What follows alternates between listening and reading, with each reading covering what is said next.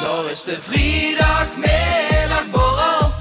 Ja, weer dansen met z'n allen, de tent gaat op en neer. De vrijdagmiddagborrel.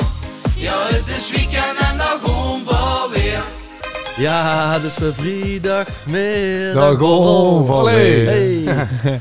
Ja jongens, er is weer een nieuwe aflevering. Leuk dat je luistert.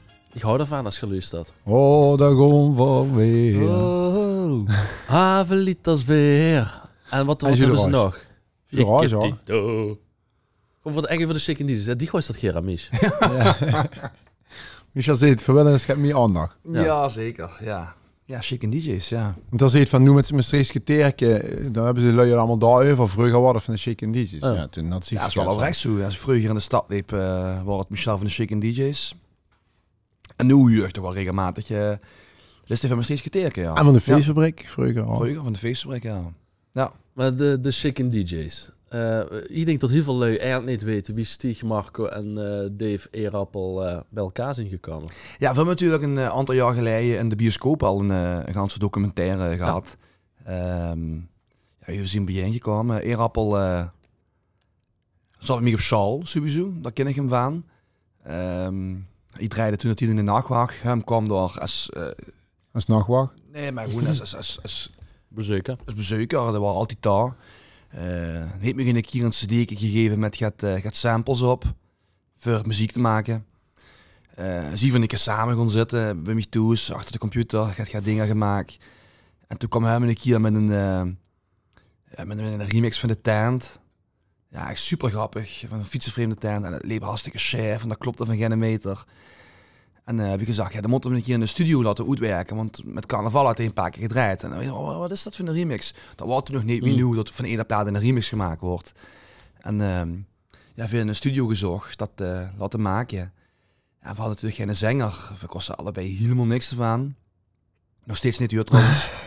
Vet dat het samen aanvult. Op donderdag, voordat we aan ons beginnen met draaien, gingen we altijd even naar de Celebration. En dat was Marco op donderdag, had hij als een plekje. On de bar? Nee, ja, dit draaide al op donderdagavond. En, op de Friedhof. Ja, dat wordt er aan de bar. In de bar, ja. Ja, de DJ-boots, ja. En dus ja, Marco gevraagd van, goh, die was altijd leuk met de microfoon bezig. In de tijd was dat nog heel erg. Dat was apperski, disjockey, de goedste klunmachine van de zaak. En, ja, meer praten dan muziek draaien. Precies, Marco kost dat wel echt heel goed. Nee, maar dat was vroeger, de apperski stukje. Dus ja, en toen Marco gevraagd van, goh, heb ze dat interesse in, dus met een stuur te gewoon... zodoende is die dingen te chicken is geboren, ja. Zo. Ja. In 2006. 2006? Ja. En nog steeds, op die kravatten, hè? Met die kravatten en roze broek. Nee, we zien gaans begonnen en begint met een roze t-shirt. Roze shirt, ja. En een hele foute zwembroek met allemaal vakken in, met kleuren. Dat wordt het allereerste begin, ja. En vind je het nog steeds leuk? Soms neem je altijd zo wie vreugde natuurlijk. Ik heb ook natuurlijk dat ze het al 18 jaar des. Hebben ze heel veel gedaan, heel veel gezien. 18 jaar, denk ik. Ja, het is nu wel gewoon een beetje... de helft van ons leven, eigenlijk. Door het jaar heen doen we weinig. Omdat het met de werk niet te combineren is. Zowel financieel niet, om dat dingen voor op te zeggen. Als die tot z'n even hebt. Dus we doen het eigenlijk alleen maar in november. En van 1 januari tot half vast eigenlijk een beetje. En dan kakt dat first helemaal in. Hoe omdat het niet gaat. Ja. Maar dan is het wel leuk. Die paar weken. Puur en alleen en tot ze natuurlijk eens even gaat anders is. Dat is wat ik het ganse jaar door dan. En met de jongens onderweg zien is altijd een feest. Het is altijd leuk. Er wordt flauwekul gemaakt. Er wordt het gedronken. Er wordt lekker gegeten. Dus ja, wat dat betreft is eigenlijk maar... Als je dan één verhaal dings, wat is dat dan aan wat ze zo met hebt gemaakt? Wat ze kunt zeggen? Ik ken een eigen bestseller ding geschreven. Een boek? Ja, een boek? Ja, dat denk ik wel. Wat ze allemaal eens metgemaakt in al die jaren. Met alle podiums moesten geweest is. Collega-artiesten moesten een betere band met hubs. Moesten een mindere band met hubs. Hebben ze wel een zeg onderling gehad? Bijvoorbeeld, je maakt zeg maar muziek, ook van andere artiesten. Ja. Hebben ze nu iets teruggekregen van nee, eigenlijk is dat bij ons helemaal niet zo gebeurd. Wij vinden natuurlijk in het begin, verkosten toen dat die collega van waren helemaal geen artiesten toen dat die. Maar verkosten die allemaal niet persoonlijk. En dan kwam natuurlijk wel een remix uit van Big Benny van ons, uit het niks. verdedigen van Frans Steunis. Waarom zeg ik dat Frans is vanaf het begin wel echt om Ermpeet en geholpen heeft. Maar echt gezeur met artiesten, nee. Maar hebben we ook op een gegeven moment artiesten samen die nummers gemaakt. Ja, wat ik leuk vond met Joie de Vivre, die hadden een heel lekker stuk. En toen waren de remix van Show Me Love, toen dat tiet van Hardwell, waar echt helemaal de bom hiervan had. Is even moeten van een heel lekker stuk gewoon zo'n remix maken. Ja, en dan denk ik, ja, is misschien leuk als hun ook zelf vroegen met te doen. Dat hebben we gedaan. We hebben met zoveel artiesten, met Frans Steunis, echt een paar platen. Big Benny, Erik Gele, Saskia denk ik ook wel, ja. Saskia is ook heel veel voor gekoeld altijd. Ja. Tweede stemmen en zo allemaal. Roy Moon heeft dus echt heel veel geholpen. Met studiowerk, met kuurtjes, met alles. Ja, dan moest ik steeds maar met de tijd, met steeds van... ik moet zeggen dat we daar de laatste jaren meer moeite met hebben. Ik draaide voorheen natuurlijk altijd voor de studenten. Ja. En dat was voor mij een uitkomst met platen uitzoeken. Ja. Want die zitten er zo kort op, zoals met Roxy Dekker. Dat komt eigenlijk ook alweer goed vanuit de jeugdgeneratie. Hè. En die zat daar vroeger zo kort op. En ik wist gewoon precies, als hij toen dat hij in de feestfabriek draaide... En Marco stond achter de bar. En Erappel stond ook nog wel eens achter de bar of te werken boven de keuken. Dan was veel draaien zo gemakkelijk in mijn nummer moeten zoeken. Want ze van tevoren eigenlijk wist, ja... Dat is gewoon een inkopper. Ja, precies. En dat is nu steeds lastiger aan het oren. Maar Chiquitito heb je toch ook weer gehad? Dat is ook een knaller geweest. Ja, dat is toch al 4 jaar geleden. Nee, oké, maar ja... Dat was wel leuk, omdat je ervan opgeblazen toen de band... Nee, ja, ik ken Richard natuurlijk heel groot. En die wat bij opgeblazen zit. En je hebt tegen gewoon een bericht geschikt. Van luister, of Marco heeft tegen een bericht geschikt. Het is net leuk om dat samen te doen. Dus we kunnen de band op de naam maken. Ja. Of we kunnen van zeggen... Want het is een cover, och, Chiquitito, van hun Toya door... Of we doen het gewoon samen. Maar die band was gewoon groot, hè. Dan zou ik niet dat we Hans moeten naam maken. Ja. Er zit zoveel tijd in. Dus... Maar dat is natuurlijk ook omdat je zit met die draaien. En dat is ook qua agenda soms lastig. Ja, want je gaat ook, want het is met 2 jaar ergens naartoe. Ja, dat komt. Ja, in het carnavalseizoen gebeurt het eigenlijk vrijwel niet. Nee. Maar als nu een aanvraag komt en vanuit nog maar 1 artiest, hoeveel dan is bij zit, is Boekje Tour. En dan komt een vraag binnen. Zit je beschikbaar? Ja. En dan zit Erappel, nee, ik ken niet. Ja, goed, dan vragen ze een 2 jaar, goed, smiddags, ja, prima, is goed. Ik kan ervoor doen. En dan wordt weer teruggekoppeld aan de aanvragen van, goh, ze kennen met z'n tweeën, ja of nee. Ja. En meestal wordt dat, moeten zeggen, is prima. En dan is het... voor dezelfde gage, ideaal. Ja? En diegene wat neemt met geit, krijgt dan toch zijn deel. Niet je antwoord. Nee, maar dat is wel... Wie verdeelt je dat aan? Ik denk dat de luisters dan ook wel benauwd. Je hebt zijn gage. Wat gaat nou het boekjeskantoor? Wat ja, ik ga niks over verdieningen zeggen natuurlijk. Ja. Nee, dat hoeft niet. Nee, maar het is wel... ze doen goed werk voor ons. En ik denk dat ze daar goed voor betaald worden. Mm-hmm. Nee, maar dan mogen ze toch niet de verdelingen van het boekjeskantoor. Dat boeit niet. Nee. Nee, maar ik bedoel... geven gewoon een x-bedrag. Of als dingen als die geef ze gewoon een x-bedrag... Of aan een boekjeskantoor, want die nemen nog al dat werk uit handen. Ja, maar precies, ik denk dat heel veel lui dan niet weten wie dat werkt. Nee, maar in principe hoeven we niks te doen.